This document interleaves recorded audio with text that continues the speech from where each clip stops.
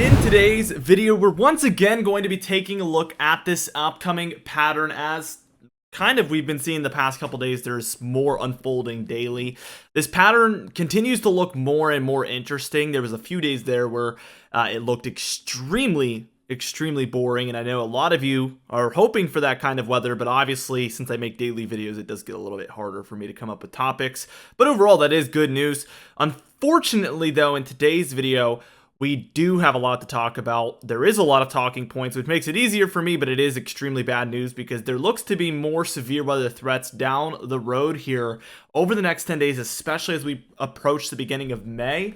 And we still need to talk about a few things that are currently ongoing, such as our current tropical activity here in the southeast. And this is actually bringing a pretty large severe weather threat here for the southeast. An enhanced risk, I believe, is taking place today across some of these regions. As you might know, and if you don't now, I'm going to tell you, during tropical activity, it is very common to have tornadic activity associated with that. And I believe that that is the primary threat here with this severe weather risk kind of associated with this tropical activity. As you can see, this actually ends up being a lot stronger than originally anticipated. We originally thought it would maybe get down to about 1,005, but it's 1,001 here over Alabama and Mississippi. And that's quite stronger than we expected. And this does move up into the kind of East Coast, Southeast region here. And this is going to be what we're watching here for kind of tomorrow, Friday into Saturday. We're even going to be seeing this taking place. I want to backtrack though. That does work its way up the East Coast and bring rainfall basically all the way throughout these regions, because it basically does this. It's going to move up like this and bring rainfall, weakening along the way, but it will bring rainfall. So I want to do away with that because unfortunately we have two things ongoing at once. So I have to kind of backtrack and now show it from this perspective. But currently we have a low developing over eastern Wyoming, bringing snowfall here to some of the Rockies, as you can see. And this is going to be intensifying pretty fast, and it's going to move down into eastern Colorado, which is a bad place this time of year for lows to be. I've mentioned this a couple of times, but our most previous and most recent severe weather outbreaks that have happened have basically started this way. A strong low over eastern Colorado heading eastward. And this is by just tomorrow morning and into tomorrow afternoon. What we're going to see is this is going to move over central Kansas here, where we will see a bit of a weird warm front there.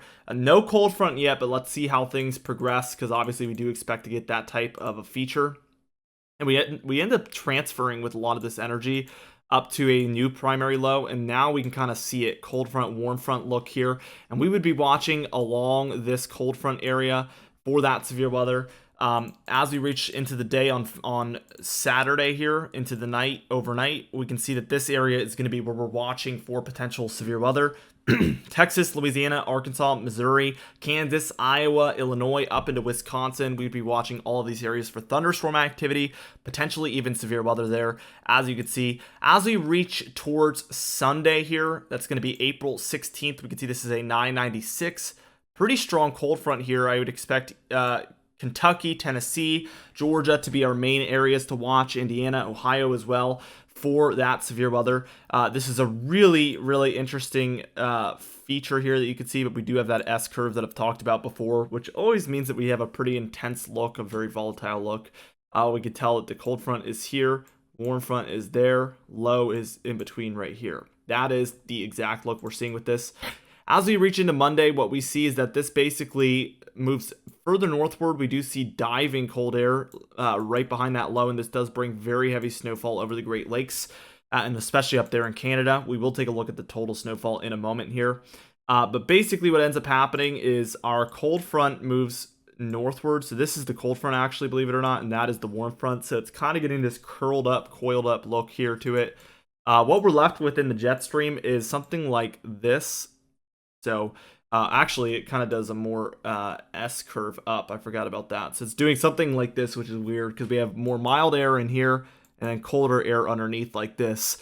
This is an interesting thing that we've seen in history. Let's just move this a couple of months back and let's move it much further south. And we've had situations where a trough moves into the southeast, and then there's a massive ridge up here in the northeast like this. So just imagine that's your jet stream right there. So we have a warm air mass here, cold air pouring in here, just like this. but we do see this warm air wrapping in like this. And this is kind of a funny story, but we've seen snowfall down here for these Gulf states, which is unusual, and then had very, very mild air over New England with rainfall. So this type of underneath cold air with the warmth over top can cause some very, very wacky things to happen, I guess is the point that I'm trying to get across. Now, all of this is stuff that we've seen if you've been watching the videos over the past couple of days, but something that we haven't seen is right around Wednesday the 19th here. Now our European model has a strong low developing over, you guessed it, eastern Colorado into the Central Plains. And this officially has my attention, unfortunately. As we see this really develop here, this is going to be for Thursday the 20th. As you can see, it's over eastern Kansas there. We see a cold front developing, warm front up here. Very intense look, and we would be watching for severe weather along all of these plains, kind of the Mississippi River area. And then we move into a very, very weird look because this low kind of stalls out and weakens, but we can see there's a bit of a cold front here. It's not that intense, but it could feature thunderstorm activity and in general, heavier showers. And we see this move over into these areas here. So I'd be watching this area for thunderstorm activity. And that all of that kind of moves eastward as well. So by Saturday the 22nd, we see a lot of this reaching the east coast there. Overall, a very wacky storm that could bring multiple different impacts here. As we move into this total precipitation, you could tell that basically if you were to draw a line here, we could tell that most of this activity is going to be happening over the eastern United States, the eastern half. We get that low at the very end that stalls out and just kind of wants to hang around. That has the potential to cause some significant rainfall because it's so slow and it's lasting days. It adds up at that point. We do see that the northwest as well features some activity, as that's going to be our source of storms upstream. So that is where they're all going to kind of originate from. As we take a look at that total snowfall here, you can see that not only do we expect this mountainous west area to continue to see snowfall as they have all winter long, we also expect this kind of Great Lakes region up into central Canada to get 1 to 2 feet of snowfall for the upper peninsula of Michigan, portions of Wisconsin, even the lower peninsula of Michigan there, and then especially up here in Canada, where we expect a ton of snowfall in this upcoming pattern. That's it for this video, guys. I just wanted to really focus in on what we're expecting over the coming 10 days as there's so much more unfolding. I did want to give you guys an announcement of some videos that are upcoming because I am traveling to Kentucky. That's going to be happening on the 17th, Monday. Don't worry, there's going to still be daily videos. I've already prepared for all of this. But we have our hurricane season outlook coming up. We have a severe weather season outlook kind of like update. We never made one of those really, and I want to really dive into that. So we're going to be doing that. We're going to have a May outlook coming out, early summer outlook, winter thoughts #1, which a lot of people are going to be like, that's crazy early, but we're basically just going to talk about the El Nino. Spoiler alert, but that is something that we can fairly talk about. So that's not going to be anything too crazy, but we will get our initial thoughts out there for the winter and how that's looking. A long range outlook, kind of just looking months in advance, kind of just taking a really big look.